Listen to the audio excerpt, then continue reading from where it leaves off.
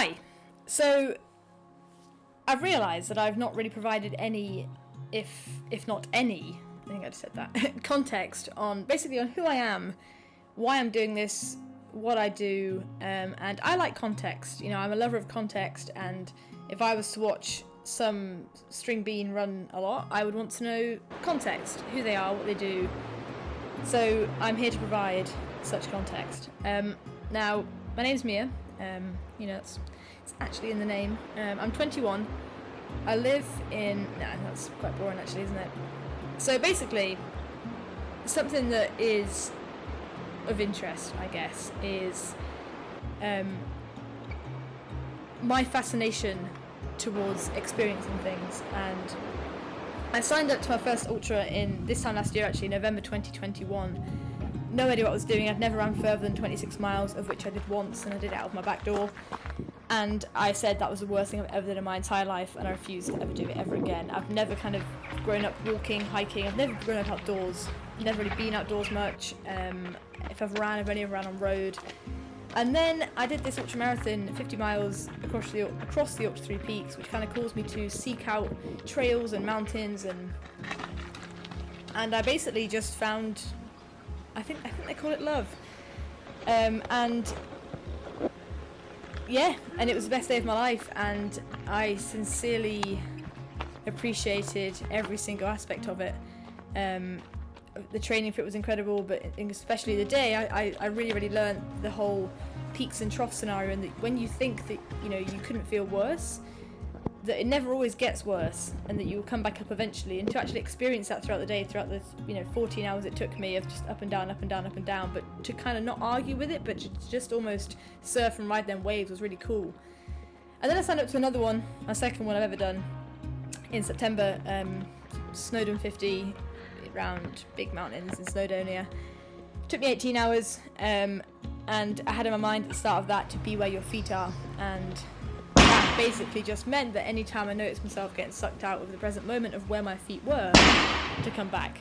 Because, you know, I went to the lakes yesterday and did a 17.5 mile run up a few mountains, hills, that kind of thing, and doing a recce for the 38 miler I'm doing in December. And I was so aware of kind of the judgments of kind of my thinking, and, you know, we can't control our thinking, you can't control your thoughts, and, you know, the occasional bit of judgment I had when it was getting quite hard of, oh, I should be finding this easier, I should be fitter than this, and then kind of you start thinking about how long you've got left, how long you've got to endure this, and you overwhelm yourself with facts sometimes, and that's exactly the opposite of being where your feet are. That is kind of, you know, the second you feed them judgments and you listen to it, the second you start to suffer, because you're no longer where your feet are without the judgment of right now, and your mind's way of basically telling you that it could be better than this, it should be better than this, why isn't it like this? That's the only thing that creates suffering. Not the pain, not the discomfort, not the running, not the life. It's our thoughts about it, and it's involving yourself with that. Whereas if you can just be where your feet are as much as possible, life's great.